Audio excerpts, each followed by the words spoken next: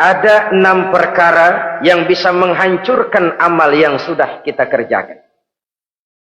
Salat yang sudah kita kerjakan itu, zakat yang sudah kita bayarkan itu, haji yang sudah kita tunaikan itu, bisa dihancurkan oleh 6 perkara ini.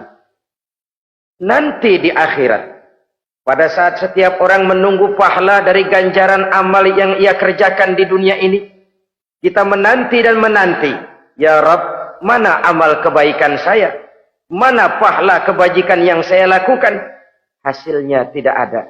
Amal yang kita kerjakan dihancurkan oleh sifat-sifat yang akan kita kemukakan pada pertemuan kali ini.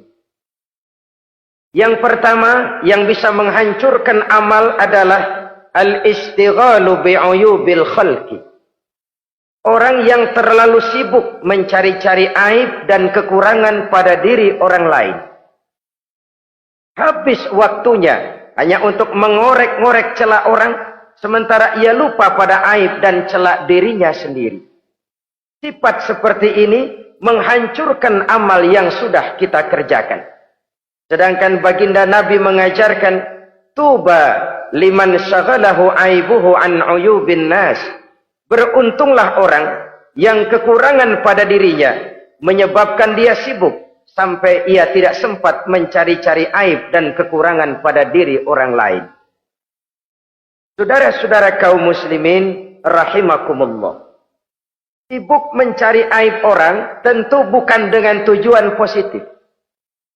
Latar belakangnya kadang-kadang karena jealous, karena hasud, kecemburuan sosial.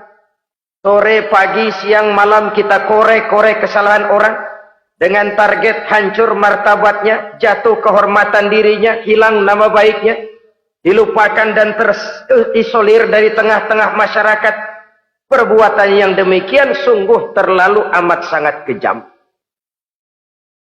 Salat kita, puasa kita, haji kita bisa dihancurkan jikalau kita terlalu sibuk mencari-cari aib orang lain.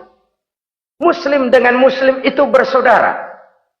Kalau kita menganggap muslim yang lain adalah saudara kita, maka aibnya adalah aib kita, kekurangannya juga adalah kekurangan kita. Pada saat kita melihat pada dirinya terdapat kekurangan, tugas kitalah menutupi. Ini yang dijamin oleh Nabi, man satara musliman satarahullahu fid dunya wal akhirah. Siapa yang menutupi aib dan celah orang-orang beriman, Allah akan menutupi aib dan celaknya di hari akhirat nanti.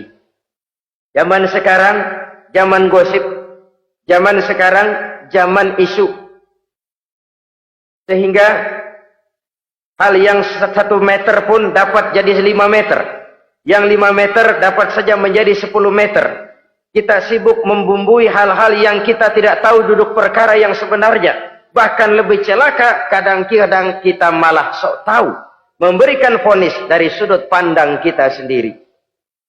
Adalah tidak bijaksana jika kita mengukur baju orang lain dengan badan sendiri. Baju orang lain kita ukur pakai badan kita, tentu saja enggak pas. Begitulah, terlalu sibuk mencari-cari aib orang lain menghancurkan amal ibadah yang sudah kita kerjakan. Na'udzubillah summa na'udzubillah. Kadang-kadang hadir majelis taklim di pengajian, ngaji setengah jam, ngomongin orang 2 jam setengah. Tekor, defisit, belum bergeser dari majelis taklim. Ini kan penyakit rohani, di mana kedudukan kita antara sesama muslim bagaikan satu tubuh. Kalau yang satu sakit, yang lain ikut merasakan sakit. Yang satu terhina, yang lain ikut merasakan terhina. Jadi pada saat kita melihat aib orang lain, kita ceritakan di mana-mana, kita bongkar di mana-mana, tentu satu hal yang jelas, kita tidak senang kepada orang itu. Kita tidak senang kepada orang itu. Dan kalau sudah tidak senang, maka fungsi persaudaraan bisa berubah menjadi permusuhan. Oleh sebab itu, kalau ada 2 orang berselisih, boleh kita bohong untuk mendamaikan 2 orang tadi. Misalnya si A sama si B berantem nih, jengkel, marah-marahan. Saudara datang ke rumah si A. A, saya dengar kamu lagi marahan sama B. Iya itu si B, kurang ajar. bangsat, bajingan, tengik.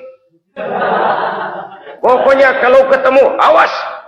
Ah, saya kira sih nggak begitu. Tadi saya ketemu B, dia bilang malah kangen sama sampean. Dia pengen ketemu, ingat masa lalu zaman sebantal berdua sepuntung